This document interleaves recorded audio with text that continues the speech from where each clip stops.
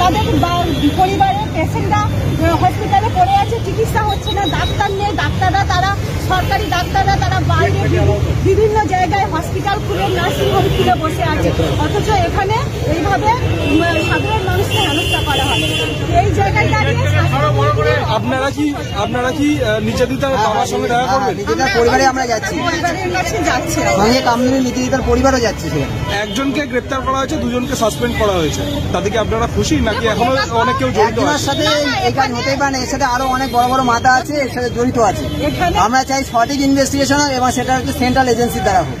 এখানে কি বলুন তো, আমাদের রাজ্যে কোনো ঘটনা না ঘটলে কিন্তু কেউ সচেতন হন না, সেটা প্রশাসন বলো, আমাদের মাননীয় মমতা বন্দ্যোপাধ্যায় বলুন, কেউই সচেতন হন না। যখন কোনো ঘটনা ঘটে তারপরেই সবাই সচেতন হয় যে না ঘটনাটা ঘটেছে, দেখতে হবে। তা সেই জায়গায় দাঁড়িয়ে সিসিটিভি ছিল কি ছিল না, সেখানে এখন হঠাৎ সিসিটিভি লাগানো শুরু হয়ে গেল। এগুলো একটা আমাদের রাজ্যে রীতি হয়ে দাঁড়িয়েছে, কোনো ঘটনা ঘটুক তারপরে ঘুমটা ভাঙিয়ে গেলে, এটাই হচ্ছে কাজ। কিন্তু ঘুম ভাঙানোর আগে সাধারণ মানুষ এবং ছাত্ররা তারা দেখিয়ে দেবে যে ঘুম কাকে বলে। যে রেপ একটা ঘটেই যাচ্ছে, কিন্তু কোন রকম ভাবে বিচার হচ্ছে। একজনকে তো গ্রেপ্তার করা হলো সঙ্গে সঙ্গে। এখানে দেখুন একজনকে হয়েছে, সেটা সিভিক ভলেন্টিয়ার, একজন সিভিক ভলেন্টিয়ার যখন গ্রেপ্তার হয়েছে, এখানে কাজ নয়, এটা সম্পূর্ণ একটা গ্যাং রেপ।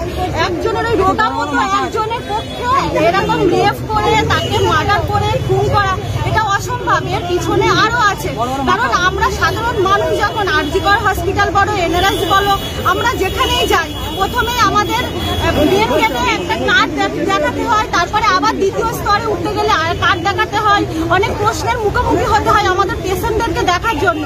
কিন্তু একজন পুলিশ কর্মী সে যখন এত রাতে হসপিটালে উঠছে, সেই রুমে যাচ্ছে, তখন কি কোনো সিকিউরিটি সেখানে ছিল না?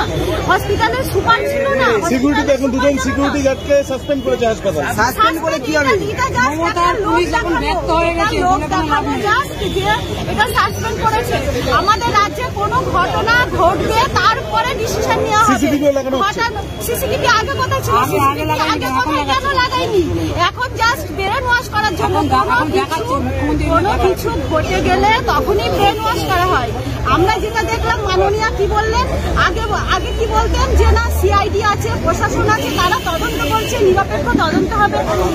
এবার উনি স্বীকার করেছেন যে সিআইডি পারবে না, আমাদের সিআইডি ব্যর্থ, এখানে সিবিআই তদন্ত হোক। তার মানে উনি বলেই দিয়েছেন যে সিআইডি এখানে ব্যর্থ।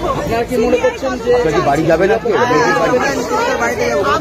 আমরা চাইবো যে আড়াল করার চেষ্টা করা হচ্ছে কি? অবশ্যই আড়াল করার চেষ্টা করা হচ্ছে, কারণ যে প্রিন্সিপাল ছিল একবার না, ওনাকে অনেকবার কিন্তু ট্রান্সফার করা হয়েছিল।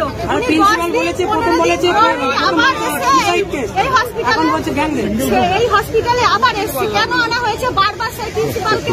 সুপার কি করছিল এখানে? সুপার, প্রিন্সিপাল, স্বাস্থ্যমন্ত্রী সব জড়িত আছে। তার স্বাস্থ্যমন্ত্রীর পদত্যাগ করা উচিত, প্রিন্সিপালকে হসপিটাল থেকে দাঁড়ানো উচিত। বারবার তাকে ট্রান্সফার করা হয়েছে, বারবার তাকে কেন ফিরিয়ে এনেছে মমতা ব্যানার্জি? এর পিছনে কি কোনো কিছু আছে না? সেটা আমাদের দেখতে হবে। এর মধ্যে কোনো কিছু আছে।